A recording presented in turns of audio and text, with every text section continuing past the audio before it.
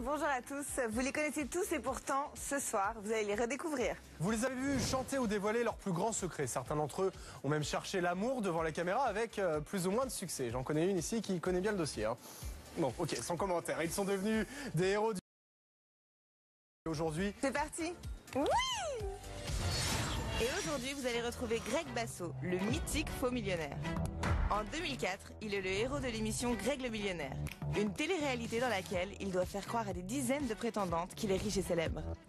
Cette émission lui permettra de devenir une vraie vedette et de participer par la suite à la ferme célébrité. Sortie de la limousine de Greg.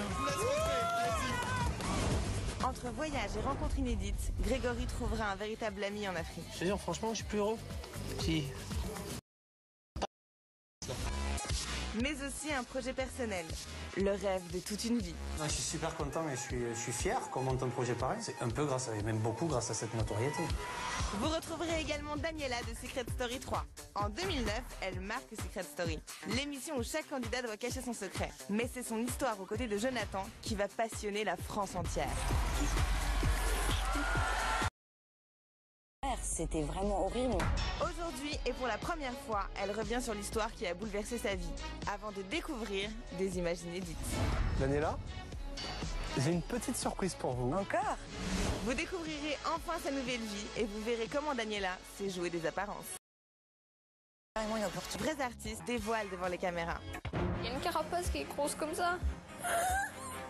Aujourd'hui, elle revient pour la première fois sur ce moment qui l'a bouleversée, avant de nous ouvrir les portes de sa nouvelle vie.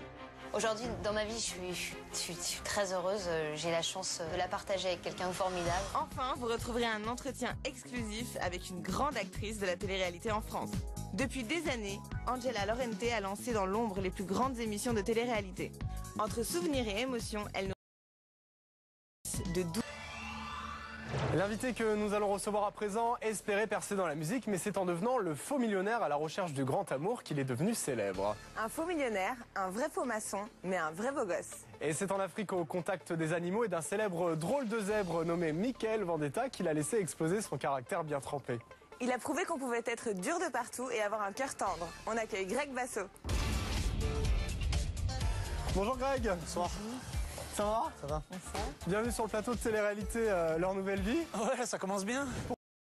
Vous êtes dans le rôle d'un vrai faux millionnaire. Nous sommes le 6 juin 2003. Ce jour-là, la France entière va découvrir un tout nouveau concept de télé-réalité. Greg le millionnaire, c'est en fait la première des énormes supercheries de la télé-réalité. C'est la première fois en fait qu'on a une escroquerie de cette sorte-là. Il y a 20 jolies naïades qui espèrent pouvoir séduire un millionnaire. Et patatras, le millionnaire n'est pas celui que l'on croyait. C'est Grégory Basso de son vrai nom, qui en fait se révèle être maçon de son état et qui n'est pas le type pété de thunes qu'elle croyait. Et dès le début de l'aventure, Greg le beau gosse va tomber sous le charme de l'une de ses prétendantes. En fait, le carton de cette émission n'a pas reposé simplement sur la personnalité et le personnage de Greg Basso en l'occurrence, qui jouait Greg le millionnaire, mais par une des prétendantes qui était Marjolaine. Alors Marjolaine, oui, c'est une très belle asiatique, mais à la différence des autres, on sent qu'elle est extrêmement maligne. Émission dit par Greg le millionnaire. En tout cas, ils ont fait toutes les couvertures des magazines, souvent ensemble, à tel point qu'a priori ça les a un peu rapprochés, puisque à la sortie de l'émission, on leur a prêté une aventure. Après 10 mois d'amour, Grégory et Marjolaine se sépareront. Une rupture qui n'empêchera pas notre faux millionnaire de poursuivre sa carrière. Marjolaine, vous l'avez revue après l'émission? Ouais, je l'ai revu pas mal. Ça fait un petit moment que je l'ai pas revu, Marjolaine, mais contrairement à ce que les gens ont pu penser, j'ai rien contre elle et j'ai rien de mal à en dire en fait. C'est pas une nana méchante, c'est une nana plutôt cool. Elle a essayé de faire son bout de chemin et de faire son buzz, comme on dit aujourd'hui, de cette manière-là, mais je lui souhaite que du bien en tout cas, que du bonheur. Je sais qu'aujourd'hui elle est mère de famille, ça a l'air de bien se passer pour elle, tant mieux pour elle. Comment êtes-vous arrivé dans une aventure comme celle-ci? Je dansais beaucoup dans des émissions de télé en fait à l'époque. On m'avait proposé d'aller faire un casting, je pensais que c'était pour danser une fois de plus. Et je me suis retrouvé devant un journaliste qui me posait des questions pendant une demi-heure à peu près. Et j'ai vite compris que c'était pour une émission de télé-réalité. C'était au tout début, c'était la... Vous avez vécu cette aventure, Greg? Je me suis bien régalé quand même. Bah ça, Il y a pire. Et je crois qu'il y a pas mal de mecs qui auraient aimé être à ma place à ce moment-là. Et on me l'a beaucoup dit depuis 9 ans. C'était pas trop dur de mentir à toutes ces filles? C'est devenu dur en fait au fur et à mesure que je m'attachais à elles, ouais, effectivement. Quand tu commences à te rapprocher de quelqu'un et avoir des sentiments pour une personne, c'est pas évident de lui mentir. Alors, après l'émission, vous profitez de votre notoriété pour vous lancer. En 2004, vous allez jouer dans la pièce de théâtre On tire bien sur les lapins. Vous jouez ensuite dans la série Sous le soleil, hein, que Nadège connaît bien, puisqu'on la retrouvera d'ailleurs très bientôt. Et loin de ressembler dans l'oubli, vous signez pour la ferme célébrité. Ouais, il y a 2 ans, ouais, j'ai refait la ferme célébrité.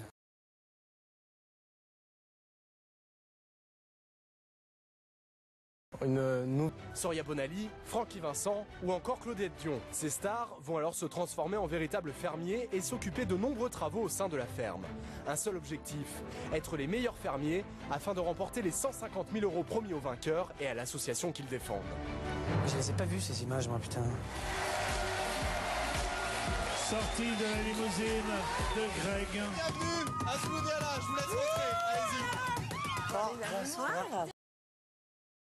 Greg qui est passé du temps avec des bêtes parce que j'ai toujours aimé ça, je suis vraiment un fan de tout ça, quoi. Et j'étais agréablement surpris. Je partais vraiment là-bas dans un état de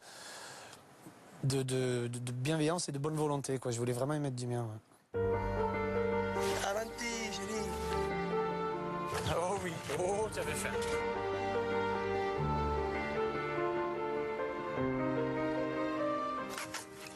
Comme ça. Oh, ça ronronne, hein. Oh, ça ronronne.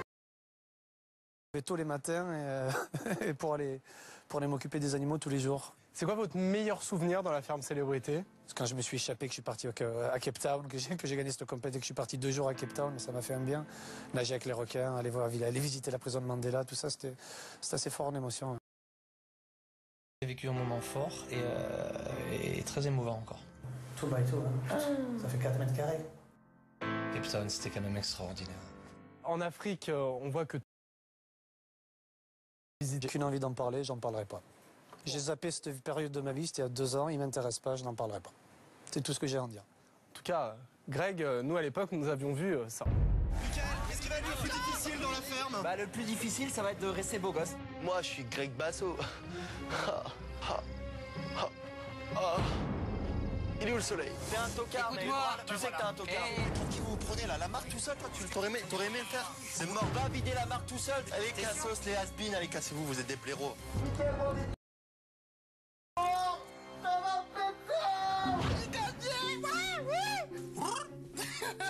Personnellement, t'es pas une star de ouf, quoi, donc je veux pas te clasher parce que si je te clash, ça va faire mal. Greg, tu es le plus beau de la planète.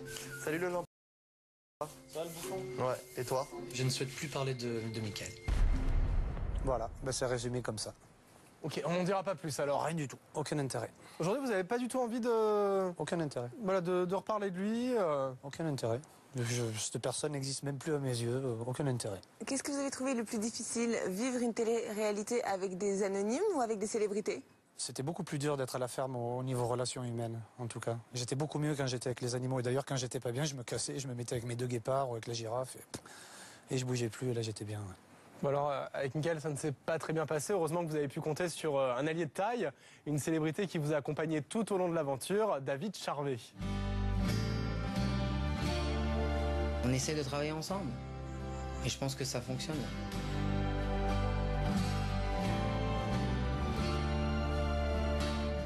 C'est beau, putain. Je te dis, franchement, je suis plus heureux. T'es pas là, je me casse là. Mais alors que tout se passait bien avec David, Michael réussit à les séparer. Viens avec moi. Non. Et on va lui montrer ce que c'est de jouer. Mais écoute-moi, on va se bagarrer. J'ai pas envie de rentrer. Si, parce que je le connais. Je te promets, mon petit. Non, toi, t'es un grand loser. T'es une petite merde. T'as rien fait dans ta vie. David, ça sert à rien de t'embrouiller, Mika, ça sert à rien de vous Mais moi, embrouiller. j'embrouille. Si tu es une autre femme, je vais te Mais descendre. j'ai pas touché. J'ai pas touché. Alors arrête, faut arrêter de prendre les gens pour des cons. Et je te le dis droit dans les yeux. Le monde, il est pas un bon mec. Greg, pour moi, il est mort dans mes yeux. Je pense que c'est un mec qui est juste là pour ses intérêts. La semaine dernière, David et Greg, vous étiez copains, tous unis contre Michael Vendetta. Et cette semaine, vous ne vous parlez Pas beaucoup. Et tu es un faux cul et tu le sais. Et tout le monde ici l'a vu. Je jure sur les yeux de mes enfants. Ils ont bon dos, tes enfants, mon Dieu, les pauvres. Je les plains avec un père pareil, mon Dieu. Et malgré les différends opposant Grégory et David, l'amitié est plus forte que le jeune Michael. Les deux hommes vont alors se réconcilier.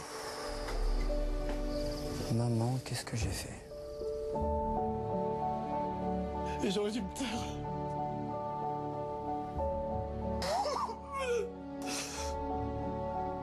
J'aurais jamais dû parler. Au lieu de ça, j'ai dit n'importe quoi, putain. Oh, ça va me faire du bien. Bel orage.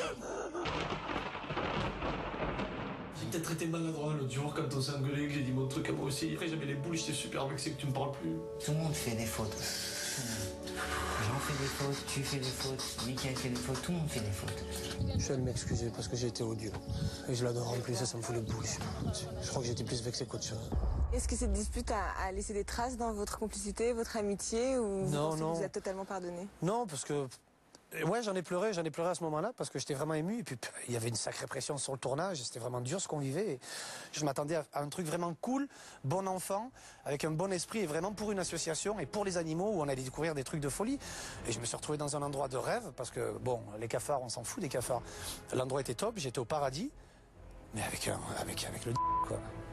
Alors Greg, on va terminer votre histoire dans la ferme célébrité. De nouveau amis avec David, vous allez alors tout faire pour gagner le jeu. Et vous arrivez donc tous les trois, David, Michaël et vous, en finale. On a fait 2 mois, on a viré tout le monde. Tu veux rester ou tu veux partir? Moi, je veux gagner. Non, mais tu gagneras pas. Tu le sais que c'est pas toi qui gagneras. On se retrouve maintenant presque aux semi-finales et on veut essayer d'avancer un tout petit peu plus. Voici David, Charvet, Greg Basso et Michaël Volta. Le premier qui ne remporte pas la ferme, celui qui est évincé avec... Quand ils m'ont mis au milieu, je savais que c'était moi qui allais sauter. C'est Greg. Les troisièmes, c'est déjà très bien.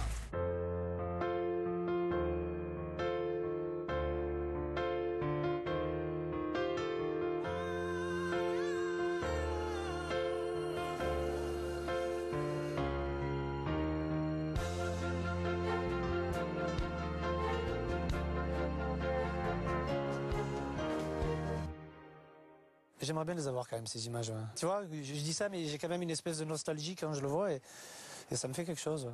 Ça vous fait quoi? Ça me touche, parce qu'il s'est passé quand même des trucs forts pendant cette émission. Il y a eu les côtés galères et quand on me reparle de ce forcément, je pense qu'à ça. Mais j'ai quand même vécu des belles choses. Est-ce que pendant l'aventure, vous avez appris des choses sur vous-même? Oui, j'ai appris que je pouvais garder mon sang-froid quand même plus que ce que je pensais pendant l'aventure parce que sinon, il y en a un qui aurait passé un sacré mauvais quart d'heure. Est-ce que vous pensez que cette émission vous a permis de rebondir une nouvelle fois avec de la notoriété et de nouveaux projets? Évidemment, cette émission m'a remis sous le feu des projecteurs. Ça m'a donné un coup de pouce pour le reste, pour la suite. C'est grâce à ça aussi, grâce à l'argent que j'ai gagné, que j'ai pu aller aussi aux États-Unis, monter sortir mon son là-bas, que plein de choses se sont enchaînées, que j'ai acheté mon appartement également. Donc c'est plutôt cool, quoi. Ça m'a bien servi. Alors Greg, justement, nous vous avons suivi dans votre nouvelle vie et nous allons découvrir que 9 ans après avoir participé à Greg le Millionnaire, vous êtes en train de réaliser vos rêves, entre un très beau projet du côté d'Ibiza et la promotion de votre nouvelle série. Vous n'avez vraiment pas une minute à vous.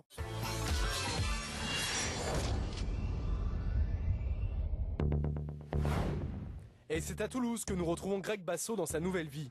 Aujourd'hui, il est devenu un DJ de renom, très demandé dans la France entière. Ce soir-là, il se produit dans l'une des plus grandes discothèques du Sud-Ouest à l'occasion d'une soirée qui lui est entièrement consacrée. Greg Basso!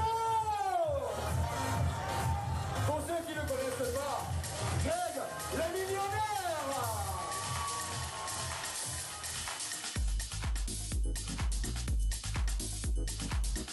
Grégory réalise aujourd'hui l'un de ses rêves, car déjà très petit, il était déjà passionné par le monde de la nuit. Je suis DJ professionnellement depuis 3 ans. C'était une passion quand j'étais gamin. C'était vraiment une passion. La musique électronique, en tout cas, c'était une passion. Et je me suis lancé à fond dedans et puis ça se passe super bien. Quand je mise, j'ai l'impression d'être sur... Comme quand j'étais un petit peu sur scène au théâtre. Quand tu envoyais ta vanne et que tout le monde rigolait, il y avait une communion, il y avait un truc, une espèce de magie qui se passait entre la salle et toi. C'est pareil quand tu es derrière les platines, en fait. C'est exactement la même chose. Je peux dire que mon passé télé-réalité peut m'avoir aidé grâce à ma notoriété à être booké plus facilement qu'un DJ qui serait peut-être un peu moins connu et qui serait peut-être même meilleur que moi ou qui aurait un autre son qui correspondrait plus à l'image de l'endroit. Après, quand les mecs me bookent et qu'ils m'entendent,